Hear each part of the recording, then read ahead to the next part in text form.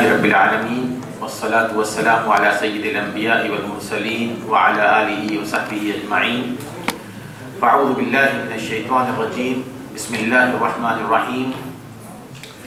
ومن يضلل الله فما له من ولي من بعده وترى الظالمين لما رأوا العذاب يقولون هل إلى مرد من سبيل وتراهم يعرضون عليها خاشعين من الذل ينظرون من طرف خفي وقال الذين آمنوا إن الخاسرين الذين خسروا أنفسهم وأهليهم يوم القيامة ألا إن الظالمين في عذاب مقيم وما كان لهم من أولياء ينصرونهم من دون الله ومن يضلل الله فما له من سبيل.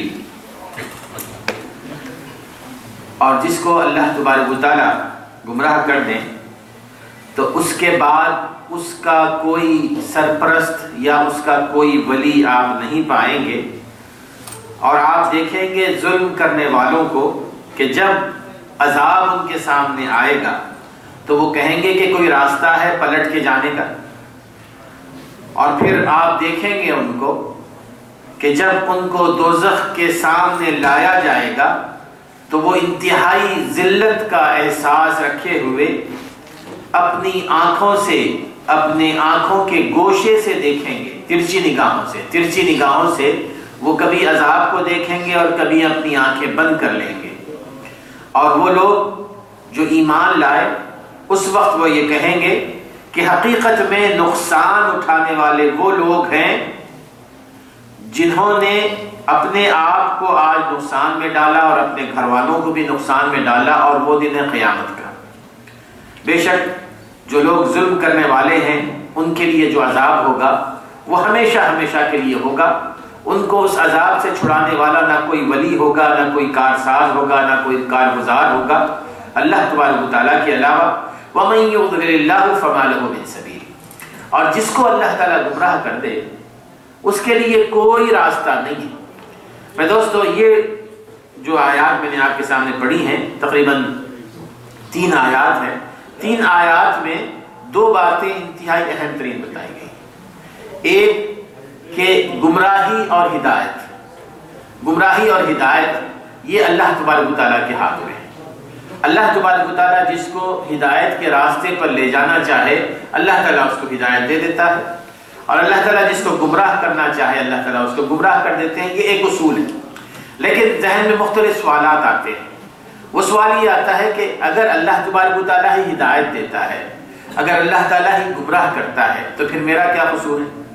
ہمارا کیا قصور ہے کہ جو لوگ گمراہ ہیں وہ جہنم میں جائیں، جو ہدایت یافتہ ہیں وہ لوگ جنت کے مزے لوٹیں؟ اس سوال کا جواب یہ ہے کہ اللہ تبارک و تعالیٰ نے انسان کو جو پیدا کیا ہے وہ مجبور محض نہیں پیدا کیا. اللہ تبارک و تعالیٰ نے پچھلی آیات میں فرمایا کہ اگر ہم چاہتے تو ساری دنیا کے لوگوں کو ایک جماعت کی حیثیت دے دیتے کہ سارے کے سارے ہمارے فرما بردار ہو جاتے. کیوں ہم نے نہیں بنایا؟ وہ اس لیے کہ ہم چاہتے تھے کہ یہ ان کو فریڈم ملے، یہ اپنے پسند اور اپنے اختیار سے اپنے راستے چوز کریں. اور ان راستوں کو اختیار کرنے ہی کی وجہ سے آپ مختلف فرقے، مختلف گروپس پائیں گے. اگر اللہ تبارک و تعالیٰ ان کو بائی فورس ایمان لانے کا حکم فرماتا تو نہ یہ فرقے ہوتے، نہ یہ گمراہیاں ہوتی، نہ یہ جماعتیں ہوتی، نہ آپس میں لڑائی کچھ ہوتی. سارے کے سارے فرشتے بن جاتے اللہ تبارک و تعالیٰ کے فرما بردار. تو یہ ذہن میں رکھیے کہ اللہ تبارک و تعالیٰ گمراہ نہیں کرتا ہے، بلکہ اللہ تعالیٰ کی طرف سے جو گمراہی آتی ہے وہ ایک عرصے کے بعد، ایک مرحلے کے بعد. مرحلہ کیا ہوتا ہے؟ مثال کے طور پر اللہ تبارک و تعالیٰ کی تو کوئی مثال نہیں دی جا سکتی نا، لیکن میں ایک دنیاوی مثال دے رہا ہوں سمجھنے کے لیے. وہ یہ کہ اگر کوئی اپنے ہاں کسی کو ملازم رکھتا ہے اور اس ملازم کے حوالے سے اس کو بڑی امیدیں ہوتی ہیں کہ جو میری اپنی ذمہ داریاں، میرا کام ہے اس میں یہ میرا ہاتھ بٹائے گا اور اپنی ذمہ داری پوری کرے گا، اپنا وقت دے گا اور محنت کرے گا.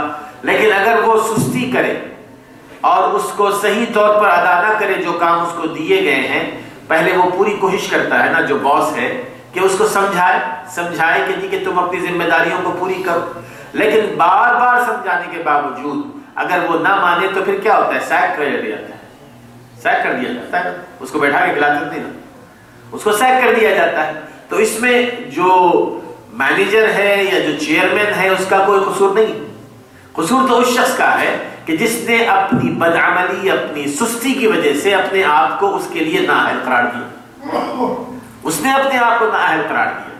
بالکل یہی طریقہ ہے، اللہ رب العزت کسی کو گمراہ نہیں کرتے، بلکہ اللہ رب العزت نے ہدایت کے وہ راستے جن کے ذریعے ایک عام انسان ہدایت پا سکتا ہے کھول کے رکھ دیے۔ اس سے بڑا راستہ کیا ہو سکتا ہے کہ اللہ رب العزت نے قرآن مجید کو نازل فرمایا، ایسے قرآن کو کہ جس کو اگر کوئی شخص صحیح معنوں میں پڑھ لے تو ہدایت پا جاتا ہے۔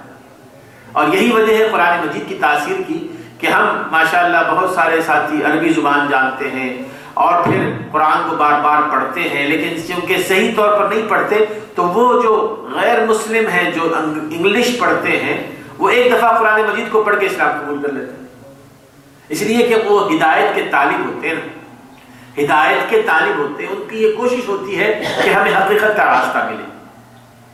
تو یہ اللہ تبارک و تعالیٰ نے سب سے بہترین کتاب ہدایت کی شکل میں نازل فرمائی، وہ قرآن مجید ہے۔ قرآن مجید کو کھول کھول کر سنایا گیا، قرآن مجید کو مختلف انداز میں سنایا گیا، اور پھر نہ صرف قرآن مجید، اللہ رب العزت نے ایک اور ذریعہ بنایا ہدایت کا، اور وہ ہے رسول اکرم صلی اللہ علیہ وسلم۔ رسول اکرم صلی اللہ علیہ وسلم کی رہنمائی، آپ کا اسوہ، آپ کا نمونہ، آپ کی صحیح احادیث کی روشنی میں، آپ کی سیرت کی روشنی میں موجود ہے۔ اب اگر کوئی قرآن مجید کو پائے، رسول اکرم صلی اللہ علیہ وسلم کی سیرت، وسلم کا اسوہ آپ کے پاس ہو، پھر بھی وہ گمراہ رہے۔ پھر تیسری چیز، رسول اکرم صلی اللہ علیہ وسلم کے بعد صحابہ کرام رضی اللہ تعالیٰ عنہ ہیں، وہ بھی ہمارے لیے نمونہ ہیں، وہ بھی ہمارے لیے مثال ہیں، ان کی زندگیاں بھی ہمارے سامنے ہیں۔ اب یہ تینوں چیزیں ہمارے سامنے موجود ہوں، لیکن اس کے باوجود کوئی شخص راہ ہدایت پر نہ آئے تو اس میں قصور کس کا ہے؟ قصور انسان کا ہی ہے۔ اللہ تبارک و تعالیٰ نے اس کے لیے سارے راستے کھول دیے، لیکن اس کے باوجود وہ راہ راست پر نہیں آ رہا ہے، تو اللہ تبارک و تعالیٰ ایسے شخص کے دل پر ٹھپا لگا دیتا ہے، گمراہ کر دیتے ہیں۔ جیسے کہ قرآن مجید میں اللہ تبارک و تعالیٰ نے ایک اور جگہ فرمایا، کلا بل ران علی قلوبہم ما کانوا یکسبون، ہرگز نہیں بلکہ ان کے دلوں پر پردے پڑ گئے ہیں، پردے پڑ گئے ہیں۔ اور پردے کیوں پڑے ہیں؟ وہ اس وجہ سے کہ جو کچھ ان کی اپنی بدعمالی ہے اس کی وجہ سے اللہ تبارک و تعالیٰ نے ان کے دلوں پہ پردے نہیں ڈالے، بلکہ انہوں نے اپنے عمل سے، اپنی برائیوں کے ذریعے ان پر پردے ڈال لیے اپنے دلوں پر۔ اب وہ ان کے دل، اور دیکھیں نا، یہ جب دلوں پر ٹھپا لگتا ہے، حقیقت میں ہمارے جو دل ہیں وہ ایک گلاس کی طرح ہے، ایک برتن کی طرح ہے، اور جب آپ کسی بوٹل پر سیل لگا دیتے ہیں نا تو معنی کیا ہوتا ہے؟ معنی یہ ہوتا ہے کہ اس بوٹل کے اندر جو چیز ہے وہ باہر نہیں نکلے، اور کوئی باہر سے کوئی چیز اس بوٹل کے اندر ڈالی نہیں جا سکتی۔ سیلڈ جو ہوتی ہے چیز، نہ اس کے اندر سے باہر نکل سکتی ہے، نہ باہر سے اندر جا سکتی ہے۔ تو جب اللہ تبارک و تعالیٰ کسی کے دلوں پر مہر لگا دیتے ہیں تو پھر دلوں میں جو کفر بیٹھا ہوا ہے وہ کفر باہر نہیں نکلے گا، جو نفاق بیٹھا ہوا ہے نفاق باہر نہیں نکلے گا، جو برائیوں سے محبت ہے وہ برائیوں سے محبت باہر نہیں نکلے گی۔ لاکھ وہ تقریریں سنے، لاکھ وہ خطبات سنے، لاکھ لوگوں کو روزانہ جنازوں میں کی شکل میں جاتا دیکھ لے اس دنیا سے، لیکن اس کے باوجود اس کو اللہ کی طرف آنے کی ہدایت نہیں ملتی۔ کیوں نہیں ملتی؟ وہ اس لیے کہ اس کے دل سیلڈ ہے، اس کے دلوں پر، اس کے دل پر ٹھپا لگا ہوا ہے۔ اب باہر کی چیز اس کے اندر نہیں جا سکتی، نہ اندر کی چیز اس کے باہر آ سکتی۔ برائیوں سے محبت ہے، برائی کے لیے جب بلایا جائے فوری طور پر دوڑ پڑتے ہیں، آسانی سے برائی کر لیتے ہیں۔ جب نیکیوں کی طرف بلایا جائے شیطان مختلف قسم کے ایکسکیوز بناتا ہے ان کے لیے کہ مصروفیت ہے، طبیعت خراب ہے، فلاں ہے، فلاں ہے۔ میرے دوستو، یہ معمولی بات نہیں، یہ انتہائی خطرناک ہے۔ یہ ایسے لوگ ہیں کہ جن کے دلوں پہ اللہ تعالیٰ نے ٹھپا لگا دیا۔ اب ایسے لوگ، ان پر ہزاروں رمضان گزر جائیں، سینکڑوں وہ حج کر لیں، سینکڑوں وہ عمرے کر لیں، سینکڑوں دفعہ قرآن مجید کو سن لیں لیکن نہ اندر کی چیز باہر جا سکتی ہے نہ باہر کی چیز اندر آ سکتی ہے، اس لیے کہ دلوں پہ ٹھپے لگے ہوئے ہیں۔ یہ وہ چیز ہے جو انتہائی اہم ترین ہے میرے دوستو۔ اللہ تبارک و تعالیٰ یہاں فرما رہے ہیں کہ وَمَن يُضْلِلِ اللَّهُ فَمَا لَهُ مِن سَبِيلٍ، جس کو اللہ تبارک و تعالیٰ گمراہ کر دینا اب اس کے لیے ہدایت کا کوئی راستہ نہیں ہے۔ اور ہماری یہ کوشش ہونی چاہیے کہ وہ راستے جن کے ذریعے اللہ تعالیٰ گمراہ کر دیتے ہیں یا دلوں پہ ٹھپا لگا دیتے ہیں، دلوں پر اسٹیمپ لگا دیتے ہیں، آدمی اپنے آپ کو ان راستوں سے بچائے رکھے، ان راستوں سے بچائے رکھے۔ اور دلوں میں جو ٹھپے لگتے ہیں، جو اسٹیمپ لگتا ہے، ایک تو ہے کفر ہے، نفاق ہے، اس کے علاوہ بھی بہت ساری چیزیں ہیں۔ مثال کے طور پر اگر ایک شخص مسلمان ہے ماشاءاللہ لیکن بدستور وہ گناہوں میں لت پت ہے، گناہوں کو اس انداز میں کرتا ہے کہ اس کے نزدیک گناہ کوئی برائی نہیں، چاہے وہ چھوٹے چھوٹے گناہ کیوں نہ ہو۔ مثال کے طور پر جھوٹ بولنا چھوٹا گناہ نہیں ہے، بڑا گناہ ہے، لیکن عام طور پر ہمارے ہاں جھوٹ بولنا یہ ایک فیشن بن چکا ہے۔ نہ جھوٹ بولنے والے کے بارے میں معیوب سمجھا جاتا ہے کہ یہ شخص جھوٹا ہے، نہ جھوٹ بولنے والا کوئی ہچکچاہٹ محسوس کرتا ہے۔ جھوٹ ہم آسانی سے بول دیتے ہیں، ایسی جگہوں پر بھی بولتے ہیں جہاں ضرورت نہیں رہتی، کوئی فائدہ نہیں رہتا، لیکن جھوٹ بول دیتے ہیں۔ اب اس کو ہم نے معمولی شے سمجھ رکھا ہے، معمولی شے سمجھ رکھا ہے، جبکہ رسول اکرم صلی اللہ علیہ وسلم ایک حدیث میں فرماتے ہیں کہ ان المؤمن اذا اذنب ذنبا، کہ جب ایک مومن کوئی گناہ کرتا ہے تو اللہ تعالیٰ اس کے دل پر ایک ڈاٹ ڈال دیتے ہیں، ایک ڈاٹ، بلیک ڈاٹ، اس کے دل پر ایک سیاہ نقطہ بٹھا دیا جاتا ہے۔ اب اس کے بعد فَإِذَا تَابَ وَاسْتَعْتَبَ، اگر اس نے توبہ کر لی اس چھوٹے گناہ سے، فوری طور پر اللہ کی طرف رجوع کر لیا، سَقُلَ قَلْبُهُ، اللہ تعالیٰ اس کے دل کو دھو دیتے ہیں، اس کے دل کو صاف کر دیتے ہیں۔ اور اگر وَإِن زَادَ، اور اگر وہ بار بار کرتا رہے وہی برائی، تو پھر وہ جو بلیک ڈاٹ ہے اس میں بھی زیادتی ہوتی چلی جاتی ہے، یہاں تک کہ اس کا سارا دل سیاہ ہو جاتا ہے، سارا دل سیاہ ہو جاتا ہے، تو پھر نیکیوں کی طرف اس کا رجحان ختم ہو جاتا ہے، برائیوں کی طرف اس کے دل میں بڑی محبت پیدا ہوتی رہتی ہے میرے دوست۔ اور یہ وہ لوگ ہیں جس کے بارے میں حضرت نے اسی حدیث میں فرمایا کہ یہ وہ لوگ ہیں کہ جن کے بارے میں اللہ تعالیٰ فرماتے ہیں کہ کلا بل ران علی قلوبہم ما کانوا یکسبون، کہ یہ وہ لوگ ہیں جنہوں نے اپنی برائیوں کے ذریعے اپنے دلوں پر پردے ڈال لیے، نیکیوں کے حوالے سے، کہ نیکیوں اور برائیوں کے، نیکیوں سے ایک حجاب بن چکا ہے ان کا دل، حجاب میں ہے۔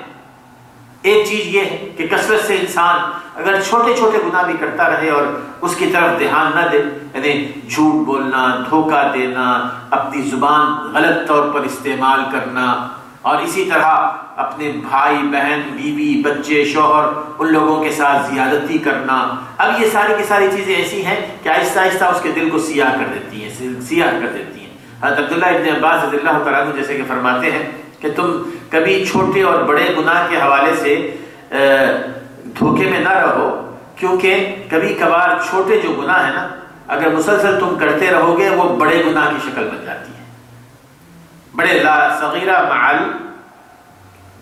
اصرار، کہ اگر کوئی مسلسل کو کرتا رہے تو پھر وہ بڑا گناہ بن جاتا ہے، ولا کبیرہ مع الاستغفار، لیکن اگر کوئی بڑا بھی گناہ کر لے لیکن اللہ تعالیٰ سے توبہ کر لے، وہ بڑا گناہ نہیں رہتا۔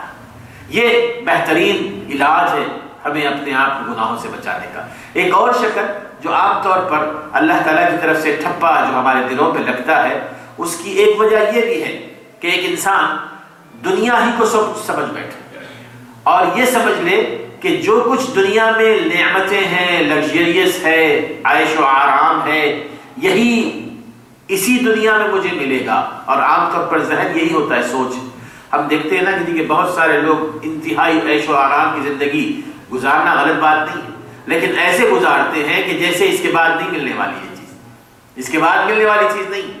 جب یہ ذہن میں ہو تو معنی یہ ہے کہ آخرت پر ان کا کامل یقین نہیں۔ دوسرا یہ کہ ان کو اللہ تبارک تعالیٰ کے وعدوں پر یقین نہیں کہ اللہ تعالیٰ نے جنت کس کے لیے تیار کر رکھی ہے اور کیا شکل کی ہے جنت۔ وہ یہ سمجھتے ہیں کہ یہی سب کچھ ہے، اب اس کے بعد اس عیش و آرام کو حاصل کرنے کے لیے حرام اور حلال میں وہ تمیز نہیں کرتے۔ برائی میں اور نیکی میں تمیز نہیں کرتے، دھوکہ دہی میں امانت میں تمیز نہیں کرتے، ہر حیثیت سے اپنے آرام کو، عیش کو سدا بہار بنانا چاہتے ہیں۔ لیکن سبھی کو پتا ہے کہ وہ جب جاتا ہے تو یہاں سے کیا لے کر جاتا ہے، کیا لے کر جاتا ہے، سبھی کو پتا ہے، چاہے بادشاہ ہو چاہے فقیر ہو، چاہے بادشاہ ہو چاہے فقیر ہو، وہ ایک ہی رو میں کھڑے ہوں گے۔ لیکن وہ لوگ جو اس دنیا میں اللہ تبارک و تعالیٰ کے خوف سے رہتے ہوئے، خوف میں رہتے ہوئے جو زندگی گزارے، رسول اکرم صلی اللہ علیہ وسلم جیسے کہ جنت کے حوالے سے دیکھیے کتنی عمدہ آپ نے باتیں بیان فرمائی ہیں۔ ایک حدیث میں آپ فرماتے ہیں کہ حفت الجنت بالمکارہ وحفت النار بالشہوات، کہ تم کو جاننا چاہیے کہ جنت جو ہے نا، اللہ تبارک و تعالیٰ جب بنائی نا تو اس کے اطراف میں ایسی چیزیں رکھ دی جو ہمارے لیے بہت ہی سخت ناپسندیدہ ہیں۔ ان ناپسندیدہ چیزوں پر عمل کرو گے تو جنت پاؤ گے۔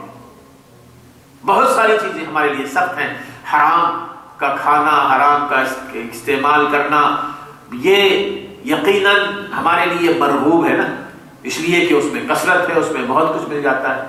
حلال یہ کیسے استعمال کیا جائے اس پر وہ ہمیں پسند نہیں ہے، اس لیے کہ اس میں بہت کم ملتا ہے۔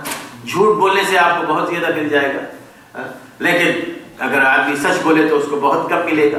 اسی طرح نمازوں کے لیے اٹھنا، اسی لیے اب رمضان آ رہا ہے، اس میں اپنے آپ کو ثابت قدم رکھنا، یہ تمام کی تمام چیزیں وہ جنت کے اطراف ہیں جن کو ہم پسند نہیں کرتے، جو ہمارے لیے مشقت بری ہے، اور ان کو تم اگر کر لو تو جنت حاصل کر لو گے۔ لیکن حفت النار بالشہوات، اور اللہ تبارک و تعالیٰ نے جو جہنم بنائی ہے اس کے اطراف میں ایسے کام رکھ دیے ہیں جن کو انسان بڑے شوق سے کرنا چاہتا ہے۔ عیش و آرام ہے، جھوٹ ہے، لالچ ہے، دھوکہ دہی ہے، یہ تمام کی تمام چیزیں یہ انسان آرام سے کر لیتا ہے۔ اب یہ اگر وہ کرے گا تو آہستہ آہستہ اس کا جو ٹھکانہ ہوگا وہ جہنم ہوگا۔ اور ایک حدیث میں آپ فرماتے ہیں کہ الجنت سجن المؤمن، جنت جو ہے مومن کے لیے ایک قید خانہ ہے۔ مومن کے لیے الدنیا سجن المؤمن و جنت الکافر، جزاک اللہ خیر، کہ دنیا مومن کے لیے ایک قید خانہ ہے اور کافر کے لیے جنت ہے، کافر کے لیے جنت ہے۔ معنی یہی ہے کہ ایک انسان اگر قید میں ہو تو اس کو وہاں کے اصول اور ضوابط کا خیال رکھنا پڑتا ہے نا، کہ کب اٹھنا ہے، کب سونا ہے، کب کھانا ہے، کب کچھ کرنا ہے۔ اب اللہ تبارک و تعالیٰ نے ہمیں اصول اور ضوابط دیے ہیں، اگر ایک انسان اس پر عمل کرتا رہے تو یقیناً اس کے لیے بڑا مشکل ہوتا ہے، جیسے کہ وہ کسی قید میں ہے۔ لیکن جو کافر ہے، جو اللہ تعالیٰ کو نہیں مانتا، اس کے لیے کوئی ٹائم نہیں ہوتا ہے، کوئی ٹائم نہیں ہوتا ہے، جب چاہے اٹھے، جب چاہے کھائے، جب چاہے جائے، جب چاہے سوئے، نہ نمازوں کا وقت کے اوقات اس کے نزدیک ہے، نہ کوئی اور اوقات۔ اب اس کے لیے جنت ہی جنت ہے۔ اب ایسے لوگوں کے لیے جنت یہاں مل گئی تو وہاں جنت کیا ملے گی؟ تو میرے دوستو، وہ لوگ جو اس دنیا ہی کو جنت بنانا چاہتے ہیں، وہ لوگ بھی ایسے ہیں کہ جو اپنی بدعمالیوں کی وجہ سے اپنے دلوں پہ ٹھپا لگا دیتے ہیں۔ تو بہرحال بتلانے کا مقصد یہ ہے کہ آگے اور بہت ساری آیات آ رہی، میرا ارادہ تو یہی تھا، لیکن ایک اور پروگرام ہے، اس میں جانا ہے، تو اسے میں یہیں پر مختصر کروں گا۔ ان آیات سے جو بات سمجھ میں آتی ہے وہ یہ کہ چونکہ آگے رمضان المبارک آ رہا ہے، رمضان یہ وہ مہینہ ہے کہ جس قدر ایک انسان فائدہ اٹھا لے اتنا ہی وہ خوش قسمت ہے۔ اگر رمضان گزر جائے اور اس سے ہم فائدہ نہ اٹھائے تو ہماری یہ بدقسمتی ہوگی۔ اور رمضان سے فائدہ اٹھانے کے لیے ہمیں دیکھنا ہے کہ کہیں ہمارے دل پر ٹھپے تو نہیں لگے ہوئے۔ اگر ہمارے دل پر اسٹیمپ ہے تو ہم نے اس کو خالی کرنا ہے، اس کو صاف کرنا ہے، اور اگر ہم اس کو صاف کر لیں تو پھر ہمارے دل کی بوتل بالکل صاف اور شفاف خالی ہے۔ اب اس میں آپ ایمان ڈالیں، عمل ڈالیں، سب کچھ ڈالیں، انشاءاللہ تعالیٰ اس سے وہ دل بھر جائے گا۔ اور اگر ویسے ہی دل کی بوتل ہماری سیلڈ ہے تو رمضان گزر جائے گا اور اس میں جو برائیوں سے محبت ہے، نفاق ہے، جھوٹ ہے، وہ ساری کی ساری چیزیں ویسے ہی رہیں گی۔ اللہ تعالیٰ ہمیں سمجھ عمل کرنے کی توفیق عطا فرمائے۔